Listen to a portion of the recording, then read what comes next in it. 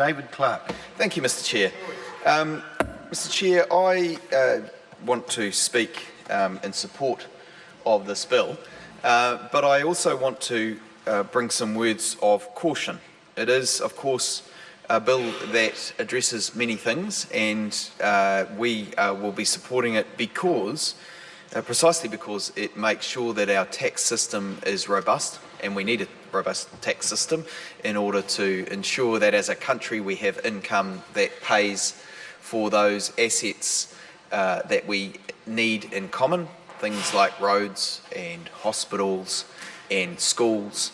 And across this Parliament, of course, we will find people who agree that we need those things. We might debate to what extent some of these things should be publicly or privately provided, and we certainly on this side of the House think we need more investment focus in the area of things like schools and hospitals, so that these things can be available and accessible to all citizens at affordable rates. Courthouses are another example, and roads certainly to be maintained to a level where anybody can drive on them without requiring some kind of Hummer or four-wheel drive vehicle. And these are the basics of a Western democracy, and around the world people agree that common infrastructure is needed to fund those things which we individually could not purchase for ourselves. I cannot certainly afford to retain the world's best oncologist at my beck and call. We all need to be able to access those people in our times of need, and so the system provides for that. And a robust tax system ensures that we have that income to afford those very things that we all need. So we support the maintenance of the tax system. And this bill, if at its most basic, is actually about ensuring that the tax system remains robust for another year, because there are always loopholes in every tax system. There are changing patterns of investment. There are new laws that are brought into place that introduce the possibility of different workarounds or incentivise different behaviours in response to the tax system of the day.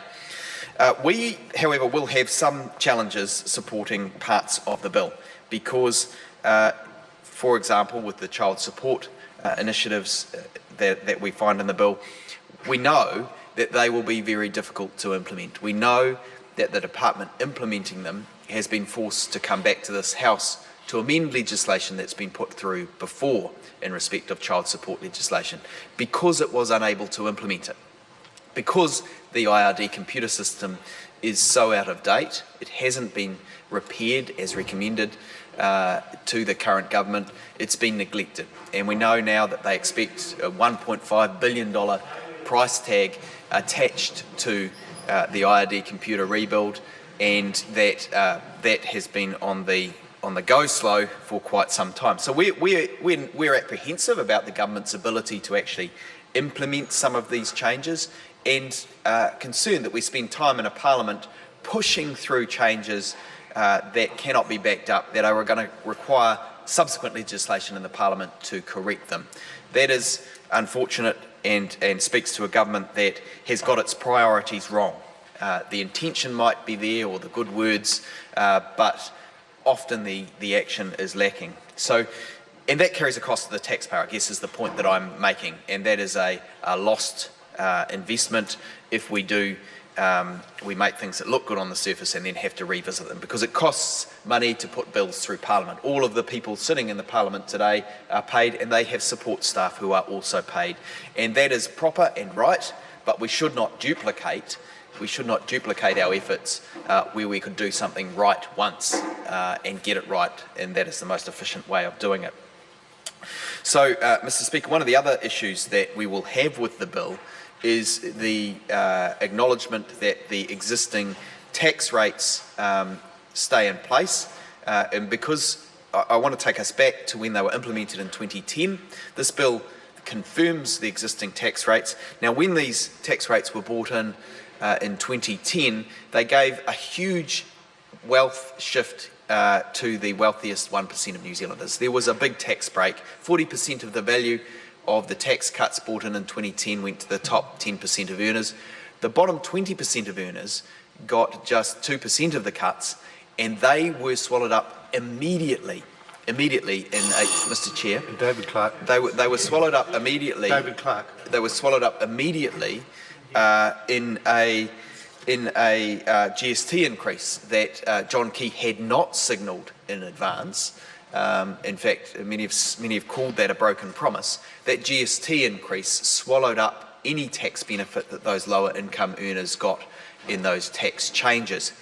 And it's since that time that we've seen a dramatic increase in inequalities in New Zealand. We have seen housing become the least affordable it has been in 60 years.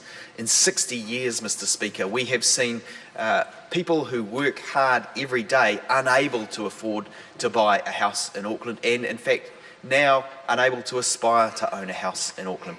And this is, as Kiwis, as New Zealanders, this is not the vision for New Zealand that we have, where housing is so unaffordable that working people cannot even aspire to own a house. And in these tax changes that were brought in, a wedge was driven in that has grown that inequality. And to afford these tax changes, the government has been borrowing year after year after year. They've now borrowed $100 billion, this government, to afford to give the very wealthiest New Zealanders this big tax breaks. So I hear a member opposite say that's nonsense. Well, I mean, if they're not borrowing, what are they doing? Why is that big liability sitting on the government's balance sheet? This government has borrowed more money than Sir Robert Muldoon's government. It is the biggest borrowing government in New Zealand history. And that means that every New Zealander born today carries a liability of thousands and thousands of dollars, or the government carries it on their behalf. They're mired in debt. Future generations will be paying back the debt borrowed by this government to afford these tax changes, which we are affirming in this bill today. We couldn't not support the bill because we need a robust tax system, but it is a bitter pill to swallow that we are supporting effectively the government's borrowing to afford tax cuts for the wealthiest, the very wealthiest New Zealanders as a part of this package. Of course, that's a cunning political presentation. They present it all as one package because the government doesn't want to be challenged on their prejudice for supporting the wealthiest 1% of New Zealanders at the expense of those in the middle. And let's not forget that it is those in the middle who are suffering the most. Those, of course, who are most hard-pressed, those on the modest incomes, often receive some child support. That wonderful tax package that the government of the day put through the previous Labour government, the Working for Families package, ensures that the hard up are supported by the state. Those in the middle, those ordinary kind of Kiwis who have some skills, the tradespeople that work hard all their lives, used to think that they could get ahead. And today the prospects are far worse for them as a result of this wedge that has been driven between the wealthiest 1% and the rest of New Zealand who are supporting that wealthiest 1% in getting these tax cuts. So Mr. Speaker, as I've said, just to sum up, we will support the bill because we support a robust tax system. We support the changes necessary to achieve that. As a Labour Party, we always believe in providing for that common infrastructure, the decent, affordable schools, access to good health care. Even though this government has underfunded it, we support the robust tax system needed to provide at least some level of affordable health care. And we support, of course, the infrastructure, the courts, the roads, the rail, the necessary infrastructure to ensure that we have a functioning democracy that is safe, that provides for all of its citizens. But we are uncomfortable, of course, affirming those tax changes that mean that the very wealthiest 1% are supported, whilst the rest of us and future generations are mired in millions and millions and billions of dollars of debt. Thank you. I call Carl Wilgett.